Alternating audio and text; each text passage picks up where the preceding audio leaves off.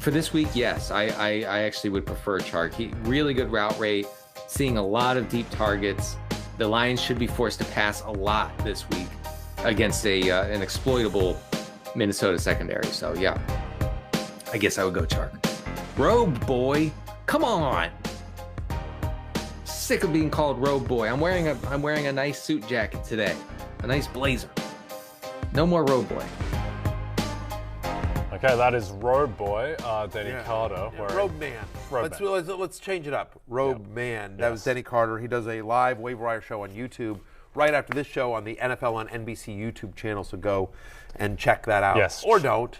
Look, check out his robe-adjacent blazers. But let's talk about some he good... said it was a nice blazer. It was an okay blazer. Yeah, it was kind of a bold call from Denny to self-proclaim it was nice. as a nice blazer. blazer. It's also tweed. It's suddenly are you about ready to teach English lit? Like, what are we doing with that I know, thing? it's like, walking into Dead Poets Society. A little bit. Denny Carter doing his Robin Williams. Yeah, exactly. But it was like the kind of suit jacket that like an extra would wear. Like he's the kind of guy that he's passing Robin Williams in the hall. Yeah. Like another professor at the place. Yeah. Like it's not. I mean, look at that. That's the star. That's not the suit coat jacket. If you see it there on your screen, that's not the jacket a star wears. No. That's that's not an "Oh Captain, my Captain" situation. No. That's an extra. Any stretch. That's an extra. That's that's wardrobe just trying to grab people off the rack and being like, here, all you're doing is walking down the hall. You'll be seen for 10 seconds, and the focus will be on Robin Williams. Oh, Robe Boy, my Robe Boy. Oh, Robe Boy, my Robe Boy. Yeah, there you go. There you go, Denny Carter. My captain is Deebo Samuel, and let's get to a Roto World headline.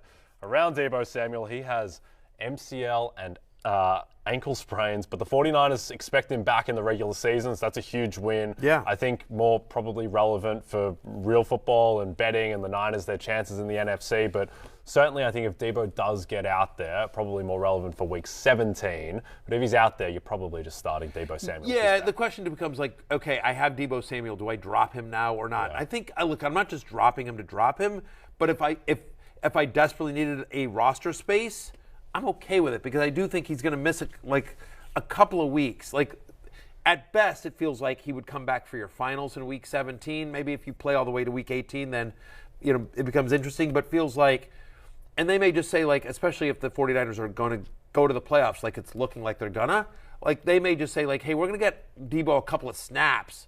We're going to get him 10 snaps, 15, snaps in the week 18 game just to sort of get him back into game shape, preparing for the playoffs. So hard to see him having a Deebo-like role in a time frame that would be helpful for us in fantasy. Yeah, I think the other thing to remember there is that Deebo Samuel, like the role he's currently in and the offense he's in, it's not like he was the guy from last year who was basically third in the running for Offensive Player of the Year. Like he's in a Brock Purdy offense that is Christian McCaffrey's offense, and he's kind of being a gadget player. And yes, he got into the end zone. Yes, you're still starting Deebo Samuel, but he's not a top 10 wide receiver in this current state anyway.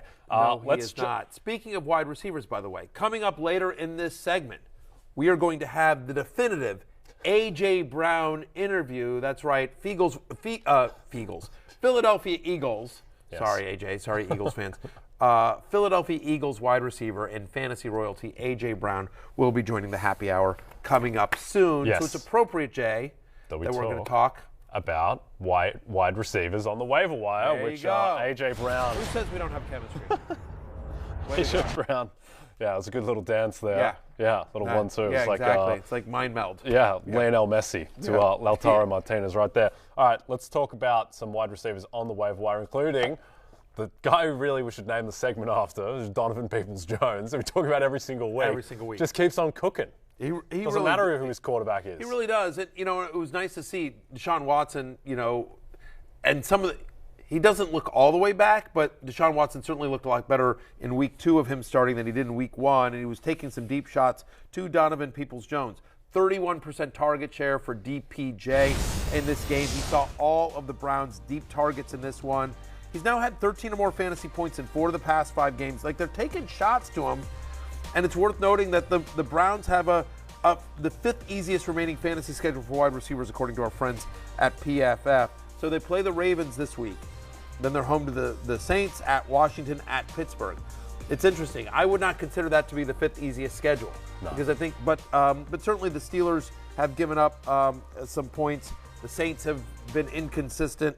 think my Commanders in Baltimore are, solid as well. But, I mean, listen, the Ravens are a little bit running on reputation. I mean, they're 19th against the pass over the last 4 weeks. Also, they've for 2 years now, they've been susceptible to the deep ball, which Correct. is where DPJ lives. And I think you raised it. The key is Deshaun Watson looked like an NFL quarterback. He didn't look great against the Bengals, but he looked good enough where he can support fantasy production. Right. A guy, They are going to take deep shots. They will set up play action. That's what Deshaun Watson does. And I do think, I said this the other day, I think Donovan Peoples-Jones is going to be his Will Fuller. Yep. In this offense, the way Fuller was in Houston, opposite DeAndre Hopkins for Watson. Like that comp. All right, well, a guy who was certainly playing like an NFL quarterback is Trevor Lawrence, who has been fantastic for a couple months running now. And one of his favorite targets has been Zay Jones, who just quietly has double-digit targets 3 of the past 4 weeks. Yeah, maybe stupid Ed knew what he was doing when he started Zay Jones against me. 10 targets, to your point, in 3 of the past 4. I mean, so it's not something that just happened this past week. He's had over 20 fantasy points in 2 of the last 3. He's averaging almost 6 receptions per game this year, 5.7 to be exact, which is top 10 among wide receivers. And so Zay Jones, you don't love this schedule, if I'm being honest. Like the home to Dallas, and they're at the Jets. At Houston, you like that, and home to Tennessee in Week 18. But the fact is, Jacksonville's throwing. They're going to continue to throw, especially given their defense. And it's really a fairly narrow target tree. It's Christian Kirk and Zay Jones. And then, of course, this past week, stupid Evan Ingram. But, for the generals, generally, it's just been those 2 guys. Yep. And I think that they will be throwing against the Cowboys, no doubt, given that they are 4.5-point underdogs. Now, you mentioned that the Jags play the Jets in a couple weeks. This week, the Jets play the Detroit Lions. Correct. And DJ Chark, who's had a couple good weeks in a row. Former Jaguar. Yeah, former Jaguar. So we continue the degrees of separation in the NFL. And DJ Chark goes up against the Jets. Now, look, I think that DJ Chark, you could start him and be okay with it, but Jared Goff, as we mentioned before, is not good outdoors, particularly as a Detroit Lion, and this is a very tough matchup for DJ Chark. It is. If there's a positive here, he's been playing 85% of the snaps over the last 2 weeks, looks to be fully healthy. He's had over 6 targets and over 90 receiving yards now in back-to-back games, as you see it there on your screen. He's scored in 2 of the past 3 games. They're still not playing Jameson Williams in a ton of snaps, and so it's Amon-Ra St. Brown, and then it's DJ Chark for a team that's been throwing quite a bit. Now, again, on the road at the Jets, then on the road at Carolina, Jared Goff traditionally has not played well outside of the dome, but he is playing the best football of his career. Sure. He's getting good protection. They got a playoff berth on the line, or potentially. So maybe this is where Jared Goff gets that monkey off his back. Yep. Big thing to monitor in that game is I'm trying to talk myself into it because I'm going to have to roll with him. I don't feel good about it. The one thing, though, in that game is if Quinnen Williams is out, it becomes a much easier matchup. Sauce Gardner's amazing. He's playing at the top 3 cornerback level in the league. Quinnen Williams is the best guy on that defense. He's a Defensive Player of the Year candidate, so just monitor whether he's playing there. Let's stay in that game and talk about Elijah Moore, who had 10 targets against the Buffalo Bills. Looked like this guy was going to be on a different team 6 weeks ago. Now he's staying on the Jets, rejuvenated by Mike White. Yeah, I mean, no one was happier for Zach Wilson to get benched than Elijah Moore because all of a sudden he had somebody that was looking his way. I still love hey, can we talk about the chemistry of you and Zach Wilson? He's just like, I don't know, I never get the ball. Couldn't even answer the question. So I appreciate that from Elijah Moore. Worth noting that Corey Davis is in the concussion protocol at the moment, so there's a chance that Corey Davis misses this game against Detroit. And we like that matchup against the Lions. Detroit is, as we saw last week with Justin Jefferson, it's a secondary that you can throw on quite a bit over the last month.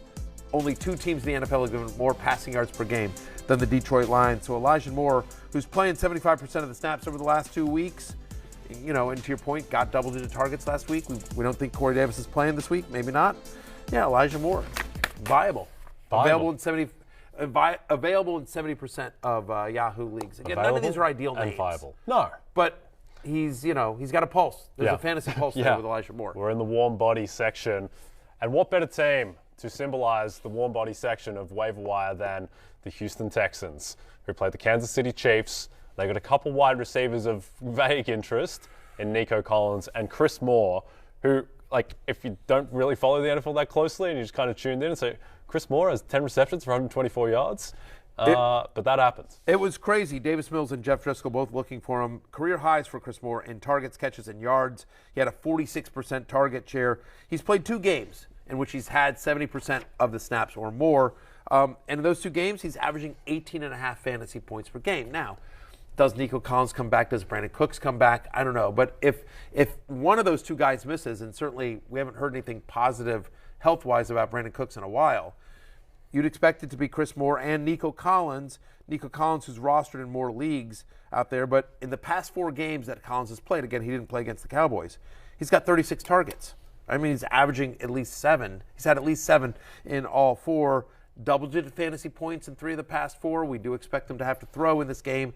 We've talked about how Kansas City gives up a ton of wide receiver points. Like, just gave up 3 touchdowns to Jerry Jeudy, who never scores touchdowns. Revived him. So Nico Collins and Chris Moore in that order become interesting this week, or viable this week. Yeah, and they will be throwing as 14-point dogs to Patrick Mahomes and the Chiefs. The other thing there, too, we should quickly touch on is that Dameon Pierce looks like he's going to miss 1 to 2 weeks. So there's no real running back that you feel great about in Houston. I prefer, if I had to pick one, I would prefer Dare Ogunbowale over Rex Burkhead. Good for you going for the pronunciation. Thank you. I think you got it. I think you got it as well. I think I did as well, and I nailed it.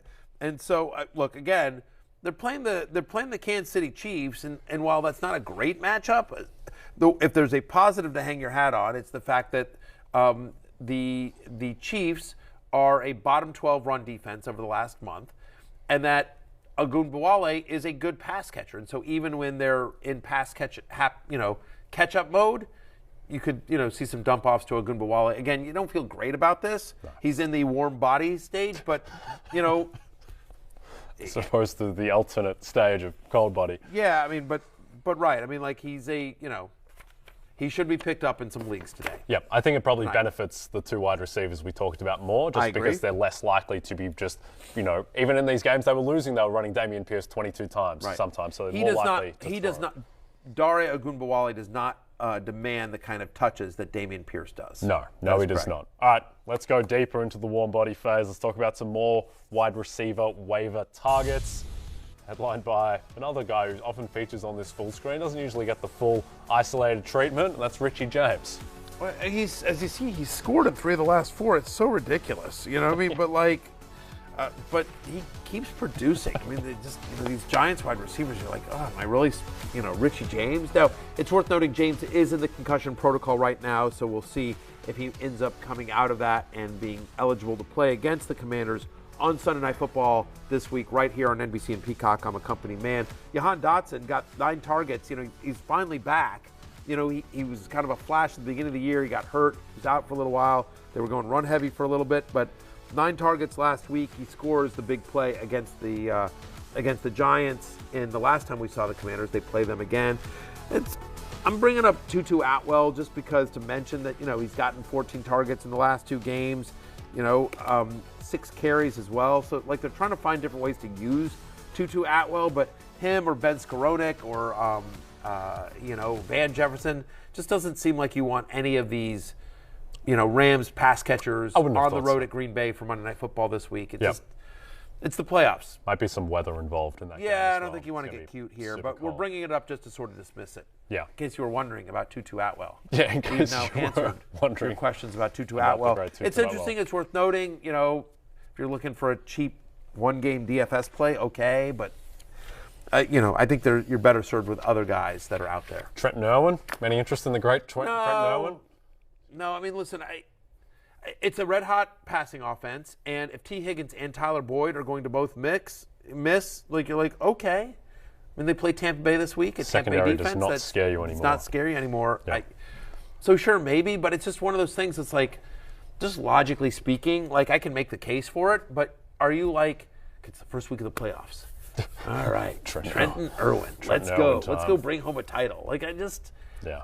In deep leagues, desperation leagues, then, you might, but probably not. Watch what will happen. Yeah. Is stupid Ed will pick him up, and he'll have 9 for 120 and 2 touchdowns. Another flea flicker? Oh, yeah. Yeah. No, Ed's... I'll just tell you, Ed's annoying thing is he's this guy. Is you're just I can't believe. Evan Ingram. Like, really, dude, Evan Ingram. Yeah. And he'd be like, I don't know, man. I start the guys that get all the points. Why don't you start any of the guys that get all the points? He just deadpans the trash talk, and it just drives you up a wall. Who's the ultimate guy who came out of nowhere to kind of, I know it wasn't the fantasy playoffs for Evan Ingram, but who just came out of nowhere in like week 15 to submarine? It was like, did Kenyon Drake do that once? I feel like Kenyon Drake very much fits that mold. Yeah, I mean, when he got traded to Arizona, Kenyon Drake just had a monster second half of the season, and there were like 4 games there where he just dominated. Cam Akers' rookie year, week 14, like he'd done nothing, and then week 14, I think, against Arizona, just had a monster game. Yep. And I know that because he knocked me out of the War Room playoffs over at ESPN. I was so bitter about that. I once again, had the better team, but just like, one guy has one random huge game and it goes against me. I did. Ask anyone. Ask Damien. Damien will tell you. I'm getting in my ear. Sure you did. Pete. Screw you, Pete. Yes, I did. And screw any of you that doubt me. Hi, I'm Mike Tirico, and thanks for watching. Make sure to hit subscribe for the latest news and highlights from NBC Sports.